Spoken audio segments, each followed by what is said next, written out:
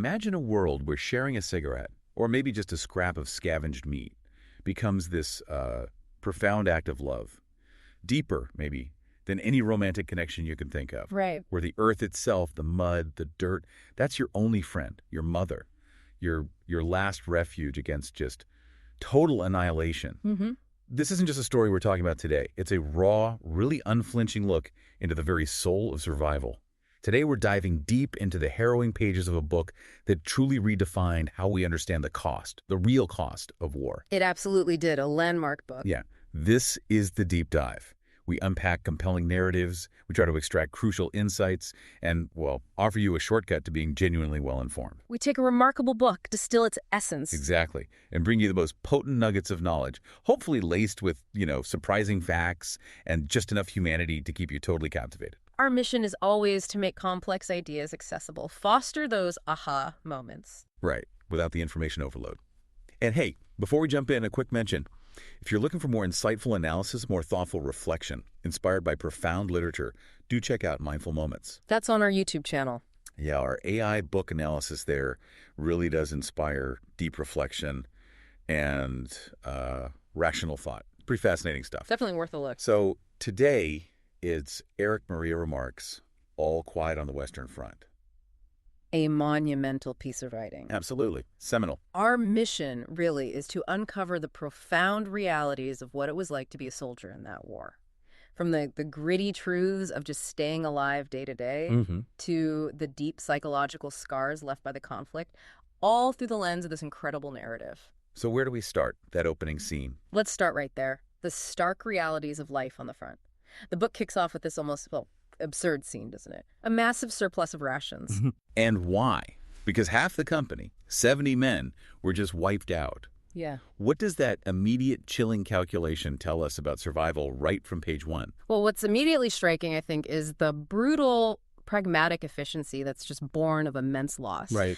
The book throws us straight in, 70 men dead out of 150.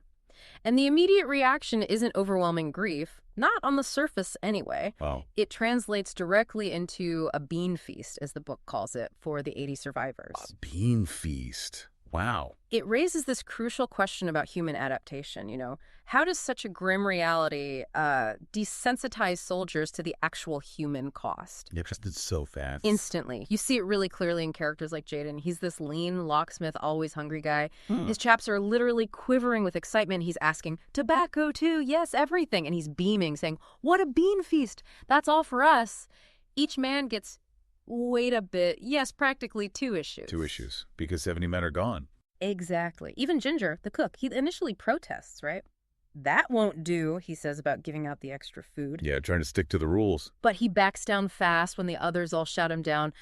And look, this isn't just about greed. It's about the immediate, overwhelming priority of survival. Got it. Scarcity makes every single extra scrap a reason to celebrate, even if it comes directly from the deaths of 70 comrades. The immediate impulse is just eat, consume, get strength, survive the next hour, the next day. It shows how quickly that basic arithmetic of just staying alive completely overtakes everything else, doesn't it? All other emotions, yeah. It's primal. That's a chilling way to start that adaptation. Moving from food to, another basic need. The book describes these communal latrines, right? It says the veterans, the experienced guys, they actually prefer individual boxes. For privacy, maybe, but also for camaraderie. How does something as basic as, frankly, undignified as latrine become this central social hub, place of, unexpected comfort? It's a truly fascinating detail, isn't it? And it reveals so much about that desperate search for normalcy, for connection in a world that's completely abnormal. Yeah. The official latrine, the roofed one, that's for the new guys, the recruits. Right. But the seasoned soldiers, they seek out these scattered individual boxes, neat, square things with proper seats, things you can move around. So they can gather. Exactly. It's not just about physical comfort or having your own space. It's about reclaiming some tiny bit of control, some agency, and fostering companionship in an environment that's constantly stripping them of both. Control and companionship. Okay, the book says it explicitly. Yeah. Enforced publicity has, in our eyes, restored the character of complete innocence to all these things. In the trenches, all the usual societal hang-ups about bodily functions, they just vanish. Yeah. No room for embarrassment. Paradoxically, this shared open experience leads to this kind of complete innocence. Basic human needs are just basic, undignified, sure, but shared. And these spots become gossip shops and common rooms. Gossip shops. That's where the latrine rumor comes from, Mm. It's where stories get swapped, where bonds get stronger. It's a space where human interaction transforms this place of necessity into a vital social structure, and maybe even a psychological escape. Wow. Even there. It's a real testament to their resilience, their adaptability, finding community, even solace in the most unlikely, most undignified places imaginable. So reclaiming agency, finding connection, even in the latrine. Okay. Speaking of basic needs again, back to food. The diet sounds consistently awful. Bleak is the word. Turnip bread, turnip cutlets, just sounds grim. Yet, amidst this constant hunger, you have characters like Kaczynski Cat, right? Yeah. He becomes indispensable. Yeah. What makes him so vital to their day-to-day survival? Way beyond what any official quartermaster could ever provide. Oh, Cat he's pivotal. And this point really illustrates how extreme deprivation shapes not just individual survival, but the whole fabric of camaraderie, even leadership within the group. How so? Well, Kaczynski, he was a cobbler back home, right? Just an ordinary tradesman. But on the front, he embodies the ultimate form of what you might call battlefield intelligence. He has this almost mythical sixth sense for finding things, food mainly, but other resources too, like that unexpected goose they find. Ah, yes, the goose. That kind of thing makes the difference between gnawing hunger and, a rare moment of actual satisfaction. His comrades flat out say they couldn't do without Kaczynski. He understands all trades related to just staying alive out there. A jack of all trades for survival. Exactly. His resourcefulness, whether it's conjuring up some cold beans for a young soldier complaining about the endless turnips. Turnip cutlets again? Yeah, turnip bread lunch, turnip stew supper, turnip cutlets, and turnip salad, the poor kid says. Or whether Kaczynski's expertly finding some contraband, his skills are as valuable as a good dugout. The book says it can save our lives. Literally life-saving. And there's that practical wisdom, too. Remember when he advises that new recruit? Uh-huh. He says, sort of patronizingly, next time you come with your mess tin, have a cigar or a chew of tobacco in your other hand. Get me. A little bribe, a courtesy. Exactly. A subtle lesson in battlefield etiquette. A small luxury opens doors, shows respect, gets you a bit more. And the hunger they feel is just palpable. Yeah. The book describes them getting damnably hungry, so hungry that Jaden actually regrets they wasted the gnawed pieces of bread on the rats in their dugout earlier. Imagine being that hungry. Regretting feeding rats. Oh, wow. So that shared feast, the goose they scavenged and cooked in the middle of the night, becomes this moment of profound communion. Kat and Paul, the narrator, just two soldiers in shabby coats, feeling in unison. Sharing the best bits. Yeah, pressing the choicest pieces onto each other. And even after they're full, they carve off a portion for their comrades, Albert Kropp and Jaden. That shows the deep solidarity forged by that shared hunger, and Kat's incredible ability to sometimes, just sometimes, alleviate it. He's not just a provider then. He's like the heart of their little group. He's the anchor of their small, desperate family out there. Absolutely. Okay, Kat, the ultimate survivalist. Providing food, but also these moments of shared humanity. Now, beyond the immediate front lines, the book also talks about the monotonous drills, the petty officers enforcing them. The rear echelon stuff. But there's this strong undercurrent of rebellion simmering among the soldiers too, right? Tell us about their defiance, especially against figures like that drill sergeant Himmelsauce. He sounds particularly awful. Oh, Himmelsauce. Yeah, he's the terror of Klosterberg. How did they manage to push back, to reclaim some sense of agency against guys like him? Well, this section, I think, reveals a really fascinating shift in power dynamics. It highlights how that shared suffering, the brutal realities of the front, it forges this unspoken code among the soldiers. Solidarity against the brat. Exactly. It allows them to collectively undermine authority figures, like Himmelsauce. Remember, Himmelsauce was this little martinet who initially had immense, totally arbitrary power over them as recruits. Yeah, the humiliating drills. Putting them through hell, scrubbing the latrines with a toothbrush, standing guard in the freezing cold with no gloves, all that sadistic stuff. He even tried to pull rank when the veterans came back from the front shouting, "Mind how you speak to a non-commissioned officer." How did that go over? Not well for him. The soldiers, they're hardened now. They've faced death. Himmelsauce doesn't scare them anymore. Right. So Albert Kropp just calmly but firmly says, "Show you up, Corporal." And that signals this clear, irreversible shift.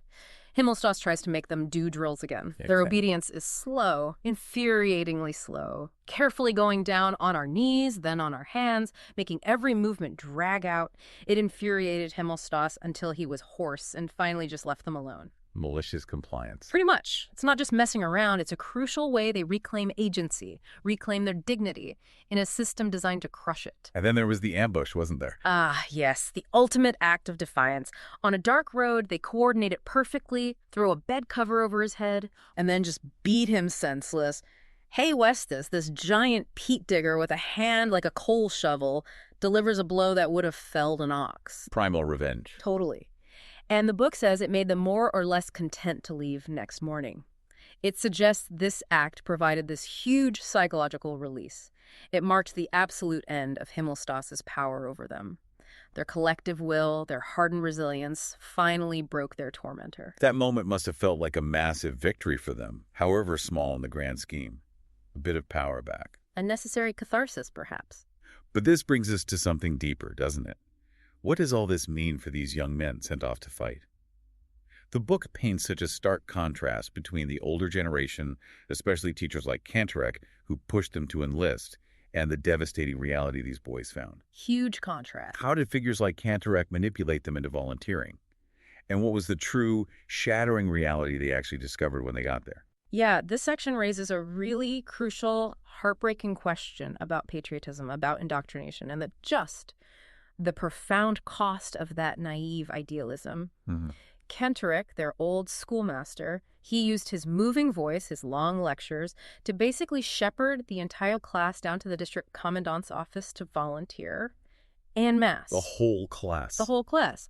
This represents that immense societal pressure, that jingoistic rhetoric that pushed these young men, Paul Boehmer, the narrator, and his classmates like Joseph Bem. Bem was the one who hesitated, right? Yeah, a plump, homely fellow who initially hesitated but got swept along anyway. It pushed them into a war they just didn't understand. The book even says even one's parents were ready with the word coward if you held back. Intense pressure. And the profound irony, the tragedy, is highlighted when Remarque writes, the wisest were just the poor and simple people. They knew the war to be a misfortune. While the educated one. Whereas those who were better off and should have been able to see more clearly what the consequences would be were beside themselves with joy. It just exposes that massive disconnect between the romanticized narrative fed to them and the brutal, disfiguring reality of the trenches. And the reality hit hard. Instantly. The book says the first bomb, the first explosion burst in our hearts. That marks the irreversible break. Their youth, their innocence gone. They had to shoot it to pieces, as Remarque puts it. Wow, shoot it to pieces. It's a powerful metaphor for the annihilation of their former selves, their dreams, any illusions they ever held about heroism or glory. Their pre-war lives were just destroyed, leaving them only with the bleak, raw knowledge of survival and this deep, deep sense of betrayal. Betrayed by the very people who were supposed to guide them. Gut-wrenching. Absolutely. Remarque uses another really powerful metaphor later, describing the front as a mysterious whirlpool that sucks men in. What does that vivid image reveal about the soldiers' experience and about their unique, almost primal connection to the earth itself? That mysterious whirlpool metaphor is incredibly potent, isn't it? It captures the overwhelming, inescapable nature of the front lines. It just pulls you in slowly, irresistibly, inescapably into this terrifying vortex. Nowhere to run. Exactly. And in that environment, constant danger, imminent death, this soldier develops this almost spiritual relationship with the earth. Spiritual? How so? It becomes his only friend, his brother, his mother. It's the ultimate refuge, a place where he can literally press himself into the ground, stifle his terror and cries in it, her silence and her security. Wow. This primal bond, born from that constant existential fear of being blown apart by shells, it highlights the development of a kind of second sight, an animal instinct that saves them without our knowing how. Instinct taking over. Completely. The book gives that example. A man is walking along without thought or heed. Suddenly he throws himself down on the ground and a storm of fragments flies harmlessly over him. Yet he cannot remember either to have heard the shell coming or to have thought of flinging himself down. Just pure reaction. It's this innate unconscious reaction, far quicker, far more reliable than conscious thought. It becomes their primary survival mechanism. When they enter that zone, the front zone, they become on the instant human animals. Human animals. Stark. Guided by raw instinct, not reason. It's a profound commentary on how the human mind and body adapt to these extreme conditions. The luxury of thinking gets overridden by this faster, deeper impulse, pure self-preservation. And that visceral connection to the earth becomes their only constant, their ultimate protector against the chaos raining down from above. The idea of becoming a human animal, purely instinct-driven, that's incredibly stark. And the book certainly doesn't shy away from the physical horrors either, does it? Not at all. It's brutally honest. The descriptions of battlefield casualties are just incredibly graphic. Men being scraped off the wall of the trench with a spoon, a soldier whose beard still burns a cigarette after he's torn apart. How does Remarque depict the soldiers' reactions to seeing things like that? What kind of psychological defenses kick in? Well, this is where the book really forces us to confront the normalization of extreme violence and suffering. It's not just showing us the grim reality, it's showing the psychological coping mechanisms that become absolutely essential for survival. The descriptions are brutally honest. That naked soldier squatting in a tree fork with his legs missing, or just bits of uniform hanging from branches after a mortar hit.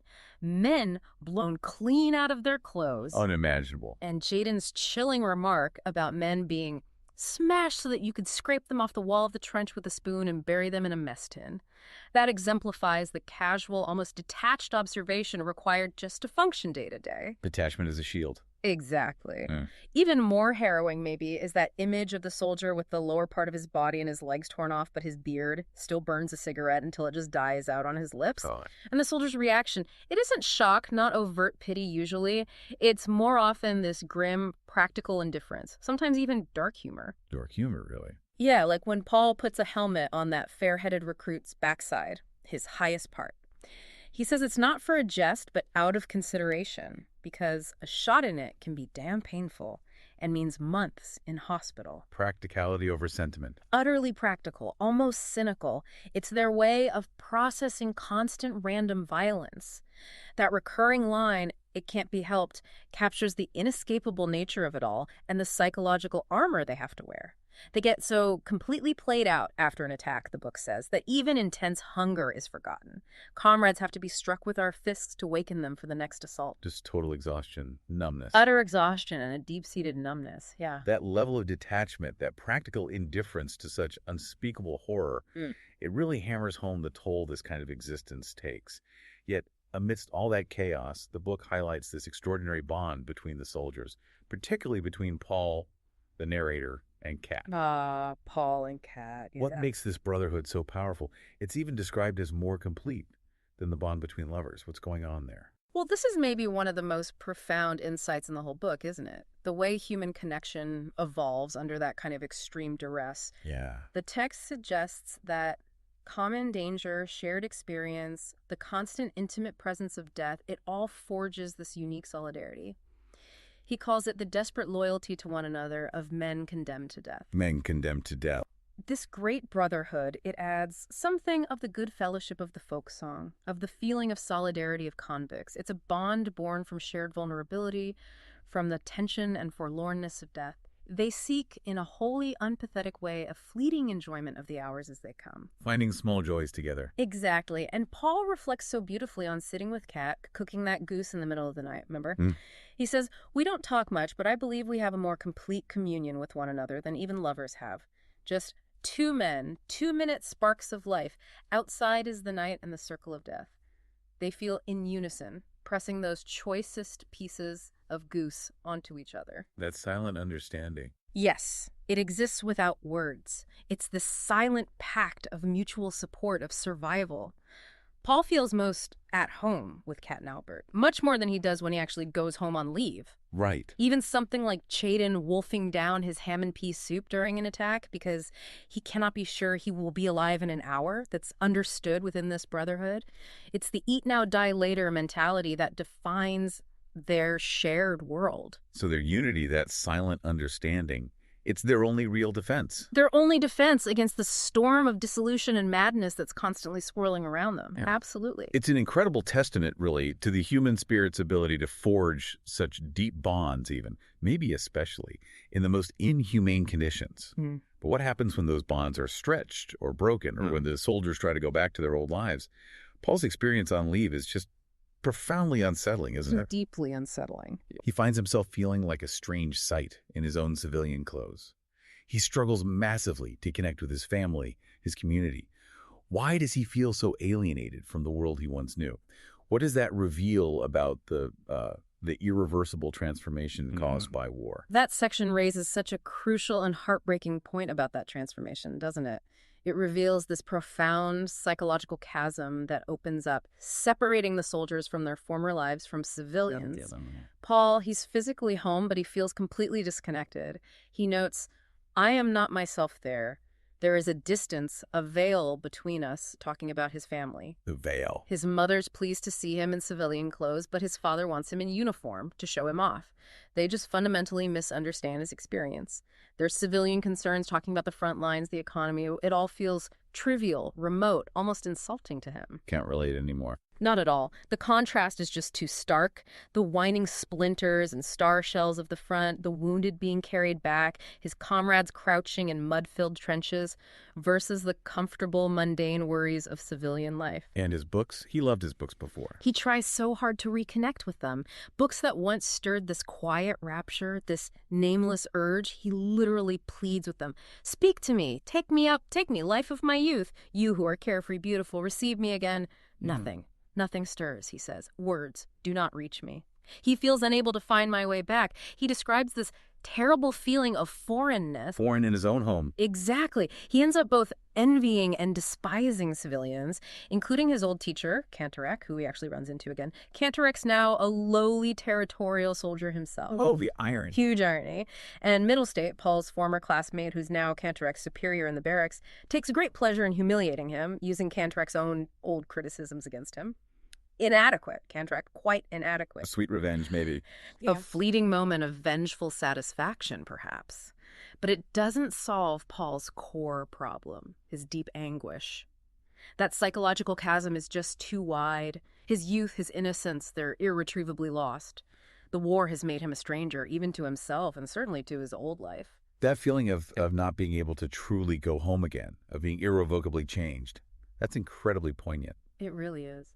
The book goes on to chronicle the individual struggles, the eventual fates of the other soldiers, too. Each story adds another layer, right, to understanding the war's impact. What do we learn about characters like Albert Kropp or Chaden, and especially Deterring?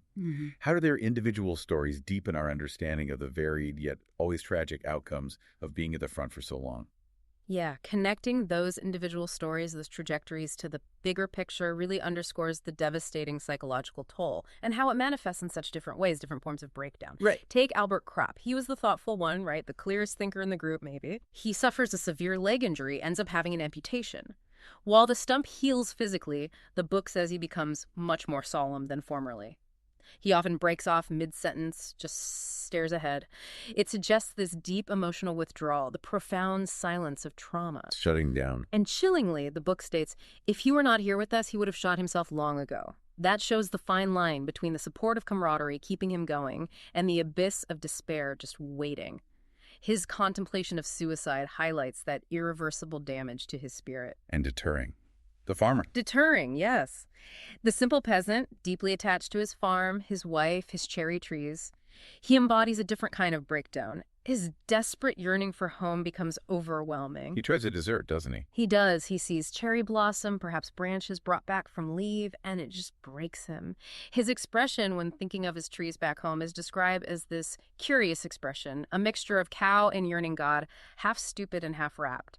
It shows this profound loss of control due to the trauma, the overwhelming homesickness. So he just walks away. Tries to.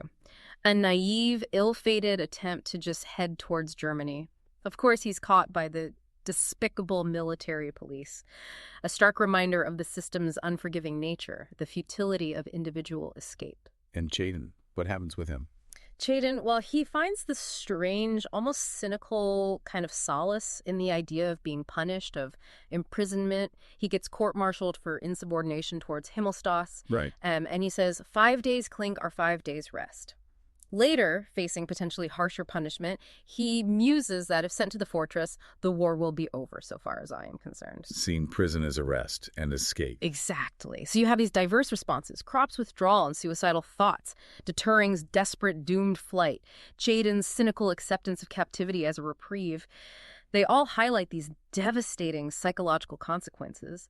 The normal drive for freedom, for happiness, it's replaced by this desperate search for any form of escape, no matter how brief or how grim. It's clear the war's impact goes way beyond the battlefield itself. The hospital scenes you mentioned, they're particularly brutal too, aren't they? Oh, absolutely brutal, unflinching. The smell of carbolic and gangrene, the constant cries of dying men. What kind of picture does Remarque paint of medical care back then? And the psychological toll on the patients, like Paul himself when he's wounded. The hospital scenes offer this raw, unvarnished depiction of suffering. But also, paradoxically, you see this desperate human hope for just small comforts, small kindnesses amidst truly unimaginable conditions. The atmosphere sounds awful. It's described as a thick gruel of carbolic and gangrene, suffocating, heavy. The descriptions of the wounds themselves are horrifying. Yeah. Tetanus victims whose limbs stiffen until only their eyes live stubbornly. Men with shattered limbs hanging free in the air from a gallows, pus dripping into basins below, intestine wounds that are constantly full of excreta. The X-ray photos showing completely smashed hip bones, knees, and shoulders. It really emphasizes the sheer scale of bodily destruction. The brutality of modern warfare laid bare. Exactly. And the care, well, it varies. You have the overworked, sometimes indifferent, buxom old body of the night sister, grumbling, slamming doors because she's overwhelmed. Right. But then she's contrasted sharply with the marvelous sister Libertine, who spreads good cheer through the whole wing, even when she can only be seen in the distance. A ray of light. Yeah, it highlights the dehumanizing nature of mass casualties, sure, but also that enduring capacity for empathy, for small acts of kindness, even in that hell. Kemmerich's dying moments early in the book, whispering about his watch, Franz Vector's hemorrhage, the struggle to get attention. It underscores the scarcity of care, the constant, indifferent presence of death. But there are small victories. Very small, very rare, like Peter's triumphant return from the dead room, a place Joseph Hamaker, another patient with a head injury and a shooting license because of it. Riley says men usually shan't see him again. And Paul's experience. When he refuses the clean sheets. Ugh, that's such a telling detail, isn't it? He refuses a clean sheet because he knows he has lice from the trenches. It shocks the young, crisp nurse. It shows how deeply ingrained the realities of the front have become. He almost recoils from what he calls overwhelming refinement, from the normal trappings of civilian life, of cleanliness. It's alien to him now. Wow. Fundamentally shifted perspective. And Paul himself reflects on his age at one point, doesn't he? He says something like, I am young, I am 20 years old, yet I know nothing of life but despair, death, fear. Yeah, it's a devastating line. So what does this all mean for his generation, this lost generation, as they came to be known? What future, if any, do they see for themselves after the war finally ends? It sounds incredibly bleak. It is incredibly bleak, and that reflection from Paul raises that critical question about the long-term, irreversible damage war inflicts, not just physically, but existentially. His statement, I am young, I am 20 years old, yet I know nothing of life but despair, death, fear, and fatuous superficiality cast over an abyss of sorrow. That's a harrowing moment of self-awareness. It's the voice of a generation that feels irrevocably altered. Ruined, he says. Yes. They realize with this crushing certainty that the war has ruined us for everything, that we are not youth any longer. Their youth, which started maybe at 18 with a love for life, for the world, was instantly shot to pieces by that first bomb, the first explosion, burst in our hearts. Cut off from everything. They feel cut off from activity, from striving, from progress. They believe in nothing but the war. And the chilling prediction they make for themselves is that they will be superfluous even to ourselves. Superfluous, God. A generation whose knowledge of life is limited to death. They anticipate just falling into ruin. They believe the generation before them, the ones with established lives, homes, callings, they'll return to their old jobs and just forget the war. And the generation after? The generation after them will be strange to us and push us aside. It speaks to this deep collective trauma, the sense of profound alienation from any kind of normal future. For these soldiers, the war isn't just an event they live through. It's this all-consuming, identity-shattering force that's left them with no path forward, no way to connect with a world that hasn't seen what they've seen. A truly devastating outlook. Yeah. And then comes the ultimate loss for Paul, the death of Kat. Kat, yeah. His deepest bond is with Kat. The final moments of Kat's life and Paul's reaction. They're just incredibly poignant, aren't they? What does this final loss signify for Paul and for the overall message of the book? How does it encapsulate the war's final cruel blow? Well, connecting it to the larger narrative, Kat's death isn't just the loss of a friend, though it's devastatingly that. It's the severing of Paul's last remaining anchor, his last tie to humanity, maybe even to purpose. Absolutely. It's the devastating culmination of the war's arbitrary, senseless cruelty. Kat was more than life, more than motherliness, and more than fear to Paul. He represented the last vestige of that great brotherhood that had defined Paul's entire existence on the front. And their final conversation. As they smoke that final cigarette together, Paul says gloomily, "We're going to be separated at last." The anguish of solitude just rises in him. The thought of having not one friend left. He's so desperate to stay with Kat, he even considers shooting himself in the foot, remember, just to stay together. That desperation. And then the suddenness of Kat's death. That gurgle, his face turning green and yellow. After Paul has carried him so desperately, at a run, a slow, steady pace so as not to jolt his leg too much, through all that chaos to the dressing station. It's agonizing to read. And the final twist. The revelation that Kat didn't die from the severe leg wound Paul was so worried about. He died from a tiny, almost invisible stray splinter in the back of his head. Paul only discovers it when the orderly points it out at the dressing station. Oh, the sheer randomness. It utterly underscores the senseless, arbitrary nature of death in this war. It's not heroic. It's not meaningful. It's just a random, cruel whisper of fate. And Paul's reaction. Paul's subsequent feeling of being forlorn, even when Kat is technically still beside him as he carries him, it foreshadows the complete, crushing isolation that follows. With Kat gone, Paul has lost his comrades, the voices that were more to me than life, more than motherliness and more than fear. They are the strongest, most comforting thing there is anywhere. Kat's death symbolizes the final destruction of Paul's identity, any remaining hope, any connection to life beyond the all-consuming horror of the war. Wow.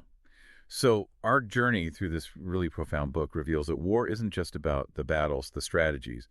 It's a relentless assault on the human spirit, isn't it? Absolutely. Stripping away youth, innocence, the very fabric of who you are. It's about finding scraps of humanity in the most inhumane conditions imaginable. Yeah. And about the lingering, silent scars that redefine an entire generation. It's a stark reminder, I think, of what humanity is capable of, both in its cruelty and, remarkably, in its enduring capacity for connection, even in hell.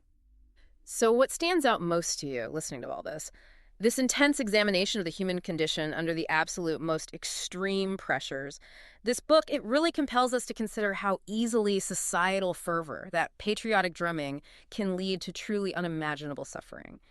And how incredibly difficult, maybe impossible, it is to reclaim a sense of self once you've been fundamentally altered by that kind of trauma. Yeah. It leaves us with that stark reality. For some, like Paul Boehmer, the war never truly ends. It just culminates in that final, quiet report. This deep dive really only offers a glimpse, doesn't it, into the profound insights of this classic. We absolutely encourage you to read the full book, experience its powerful message for yourself. Definitely read it if you haven't. You can find purchase links right there in our show notes. And for even more thought-provoking analyses, more reflections on important books like this, remember to check out Mindful Moments on our YouTube channel. Yep. And explore our podcasts for the full catalog of all our explorations. Please subscribe to this show if you haven't already. Share it with others who value thoughtful discussion. And most importantly, just keep thinking critically about the stories that shape how we understand our world. Until next time, keep seeking out those nuggets of knowledge. And as you reflect on All Quiet on the Western Front, maybe consider this. If, as the book powerfully suggests, the war has ruined us for everything, what then becomes of us if all we know of life is despair and death and our very first calling, our first real job, has been killing?